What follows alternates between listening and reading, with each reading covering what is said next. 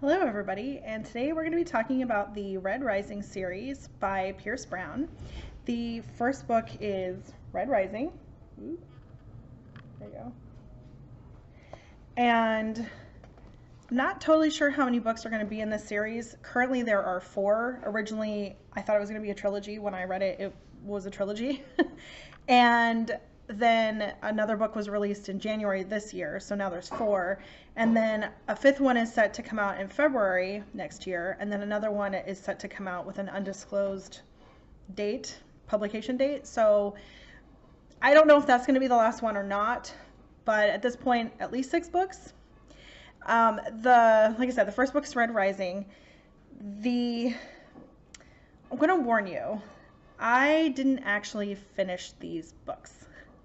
I finished the first 2 and didn't go any further than that because these are very downer books. Every time the main character finds any little bit of happiness or any joy or anything, it is taken away from him. And I got to a point where I was like, these are making me feel sad. I'm having an actual physical reaction. I just want to take a nap. I can't face the world right now. And that it was just too much for me. However, I also didn't make it through Game of Thrones. I made it a season in, and I didn't even make it through the first book for the same reason. It was too overwhelmingly sad.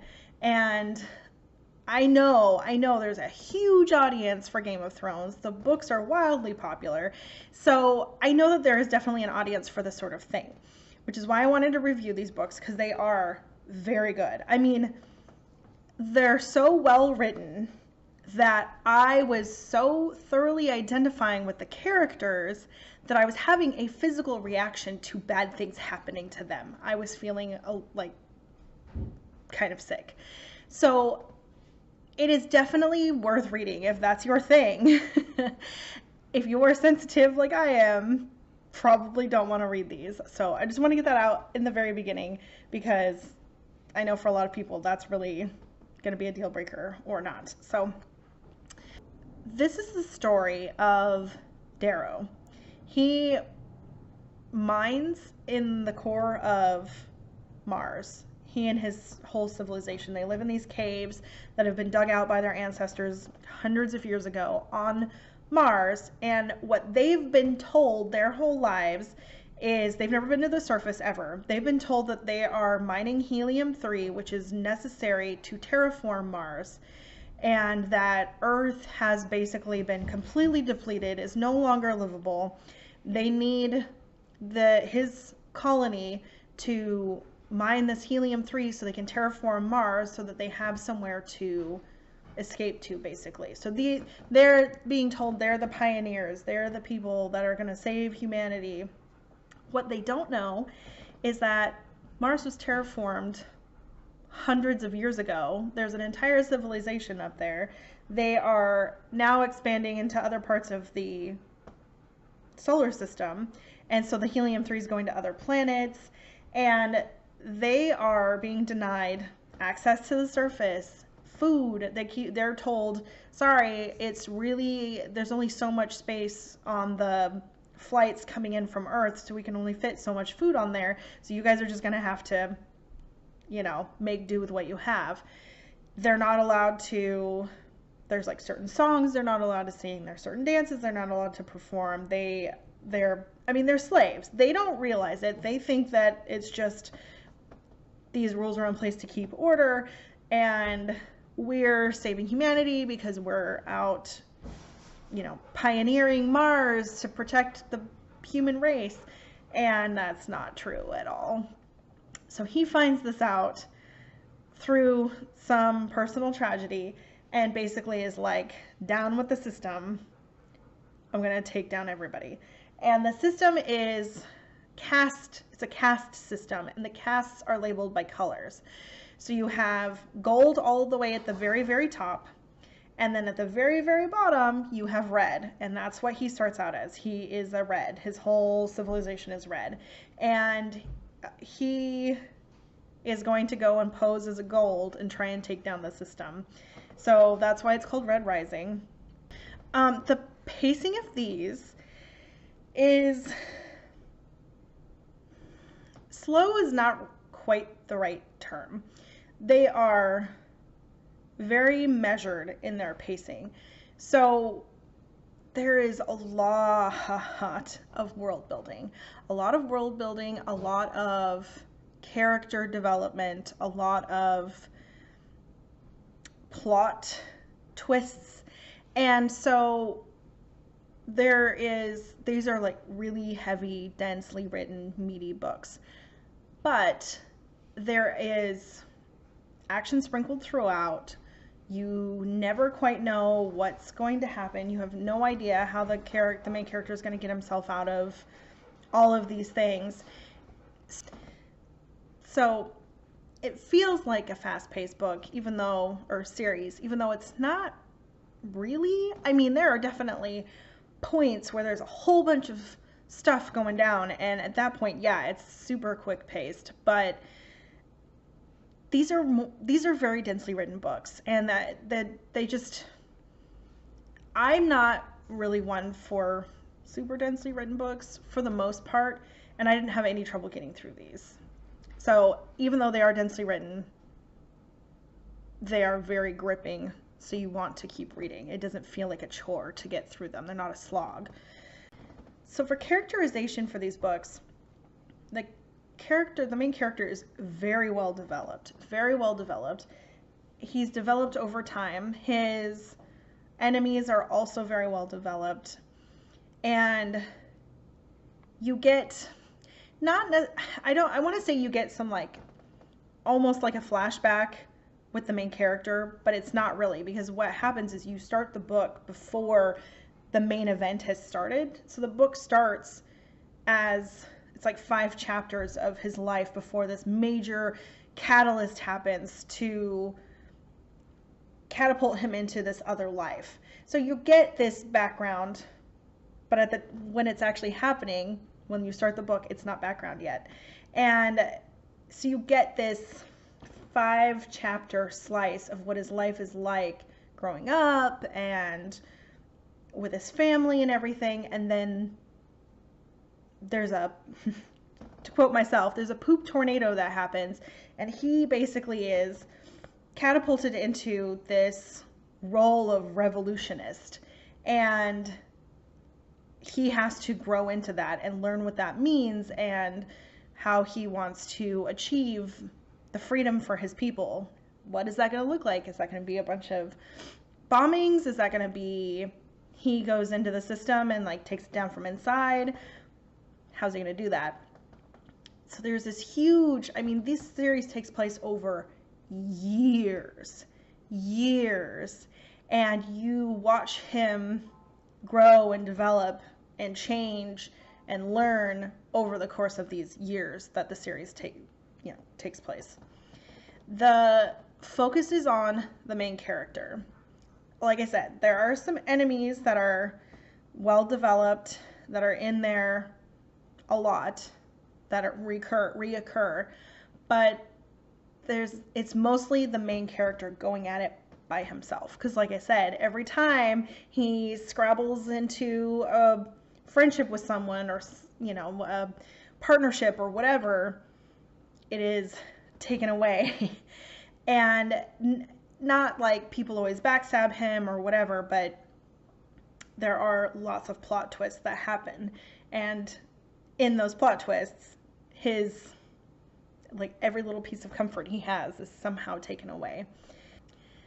So I wrote down that characterization is the most important aspect of this book. This is not a book about a revolution. This is a book that has a revolution in it. This is a book about this character's journey through his life. His life starting as a slave, not even realizing that he was enslaved, to watching the death of several family members, to becoming this person who is going to overthrow the whole system and create revolution. So this is a story about him, about Darrow. This is his story. And like I said, there happens to be a revolution in it, and the plot line is really good, and it keeps you guessing. You just never know what's going to happen. But the most important thing is his character development. Adjectives I used for the characterization in these books is detailed, vivid, well developed, well drawn, and dramatic. These are full of drama, interpersonal drama, psychological drama, action drama, full of drama. The drama. The storyline emphasizes the people. While this is Darrow's story, there are lots of other people involved, and they are also well developed, but this is a story about people and the change that they can affect in their world. The story is full of explicit violence. Another thing that between the explicit violence and then the just overwhelming tragedy upon tragedy, I was just like, this is a little much for me. So if you are sensitive to that, not the books for you. But if it doesn't bother you, then it doesn't bother you. So lots of explicit violence. These are also episodic. Like, you need to read at least the first three. The first three will get you the main part of the story. The rest, I haven't read them, so I can't say how necessary they are, but I know that the revolution part of the story wraps up in the third book. So the story is not complete at all until you finish the third book. These are books filled with complex plot twists. I never knew exactly where we were going. I never knew exactly. Nothing ever played out the way I expected it to. I thought I knew where we were going sometimes. I thought I knew what was going to happen, and maybe we got kind of where I was expecting, but not at all in the way I was expecting. And I did read a review of this book, of the trilogy, the first three books, that was written by Patrick Rothfuss. And he basically said the books, every time he was expecting a zig, they zagged, and he loved it. And that was the way I felt too. Like, every time I thought I had it figured out, I was surprised. And I loved that. I thought that was great. It makes the books feel more interesting. And like I said, they are very dense books, but that makes them feel like they go faster because you're constantly on your toes. You're constantly surprised. New things are happening that you didn't expect. So the frame and the tone of these is super dark, super bleak, super intense, very graphic. So it has a very detailed background for sure. These are very well described books. They have lots of vivid description, lots of world building. The frame for these is obviously this interplanetary system of government and this way distant future where we have evolved so that the golds are not just at the top of the food chain socioeconomically, but they are physically bigger. They have higher bone density. They have better vision, clearer skin, higher muscle mass, all of this stuff. Like, they're actually physically superior. So when he's like, I'm going to go and pose as a gold, it's like a big deal. And so that's the frame. And the tone of these is darker and stark and foreboding and psychological and bleak and hard-edged. These are, like I said, they're very dark, they're very intense, and they're very well written. So if you don't mind bleak and intense with some explicit violence, then I highly recommend these. But I definitely understand that they are not for everyone, because they were not for me. The audiobooks for these are the author, or not the author, but the narrator has an Irish accent, so, you know, pretty awesome. And they're fun to listen to. He does a great job on top of having the nice accent, but he does a great job. So I personally find with books that are a little denser, a little longer, it is way, way easier for me to get through them if I'm doing it via audiobook. So if you're like, these sound great, except for I know I would never make it through them just because it's too much to read, try the audiobooks. King County Library has them available to download, so you don't even have to go to the library. I mean, I think there might be a wait list, but they are there. So yeah, great audiobooks, highly recommend. So that's the Red Rising series by Pierce Brown. If you liked this video, give it a thumbs up. And if you want to see more content, make sure to subscribe before you leave. Bye. And the first book is Red Rising. It looks like I need to dye my hair again. But I just dyed my hair like a week and a half ago. Oh, I never said what these books were about. To the growth of this character, learning him.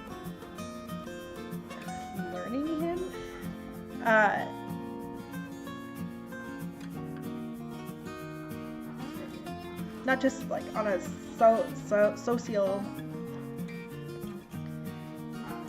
My dog is the loudest dog on the planet. At least life is exciting, right? He is also very loud.